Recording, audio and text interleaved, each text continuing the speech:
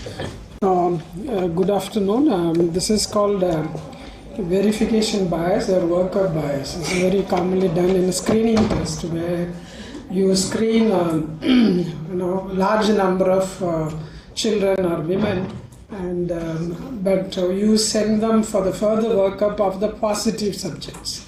Very unusually send the negative subject. The negatives are very many. The cost is a big concern in that kind of area. So what happens is that, say for example, 550 children were screened or whatever, the 50 were positive, so the 50 were sent for gold standard assessment. Okay, and so many times what they do is they will not have this data.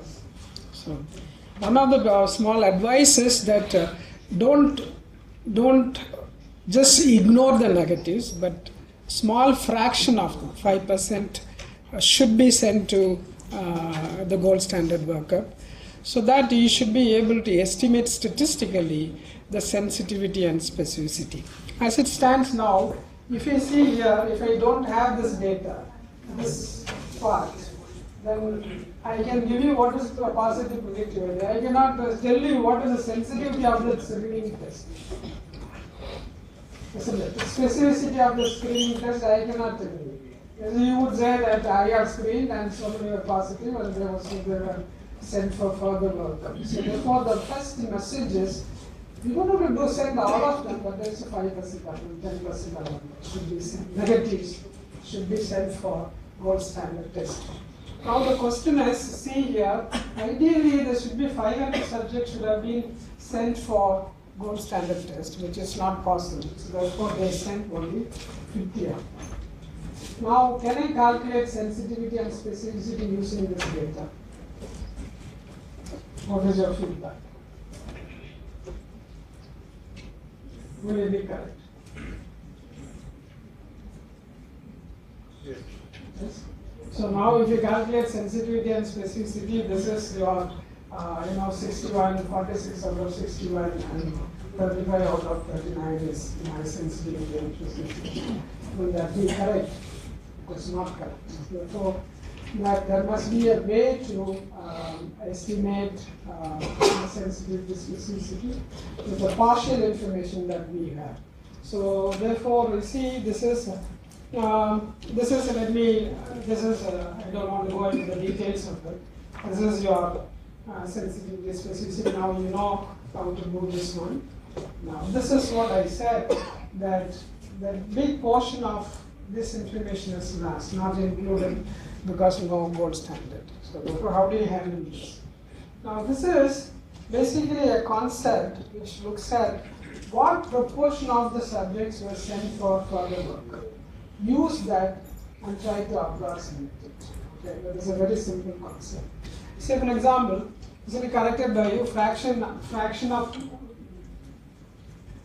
of test positive patients who had the gold standard evaluation. Let's say F.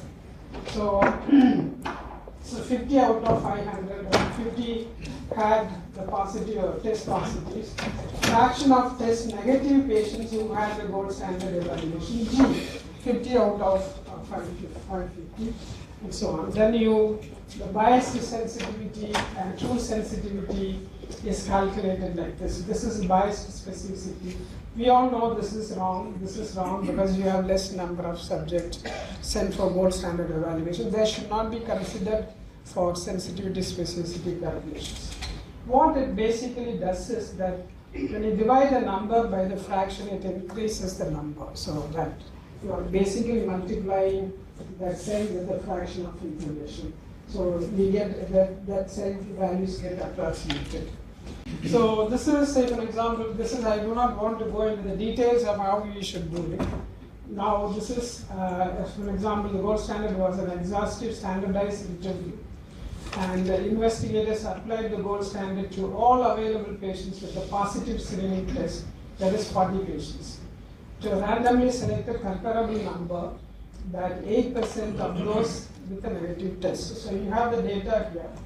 So this is 37 of the negatives were taken. Only 8% of them were taken for further gold standard workup, the test negatives.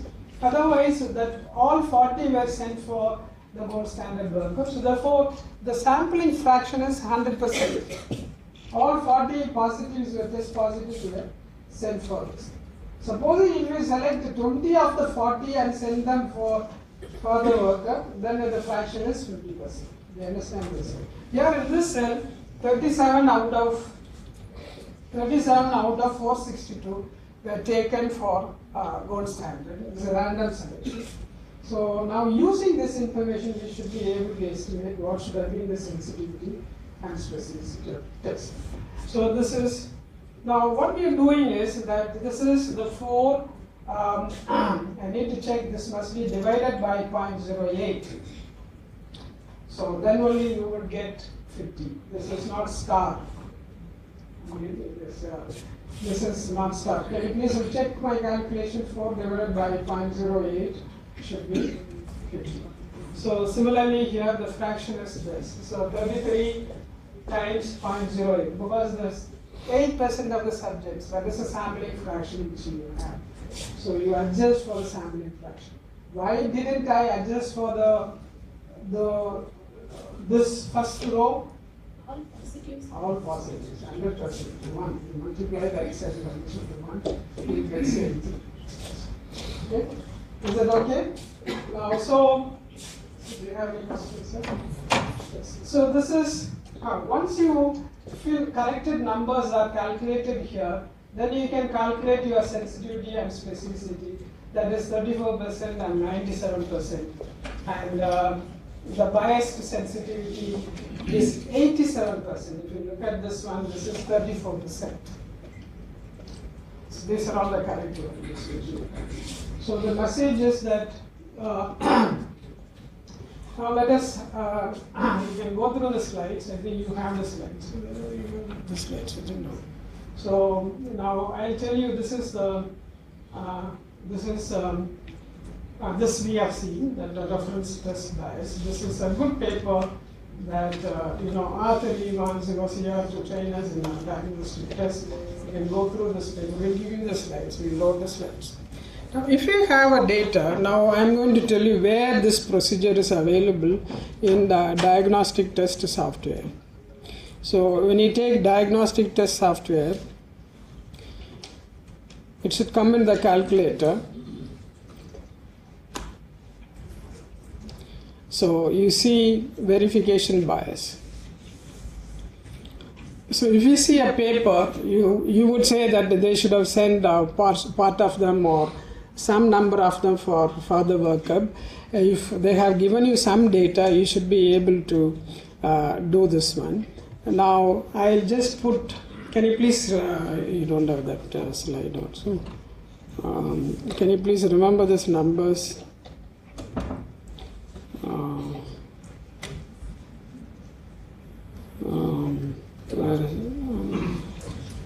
Okay. 26, 14, 4, 33.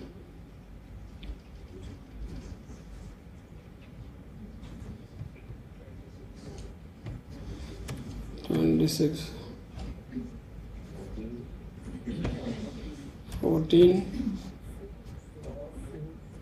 4, 33.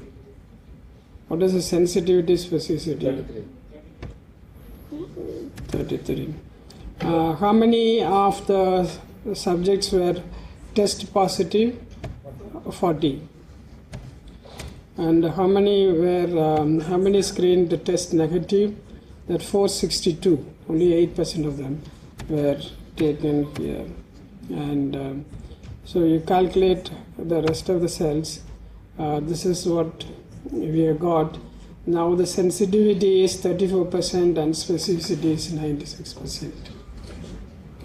Okay, so otherwise you would calculate the biased sensitivity of 26 out of 30, which is very high.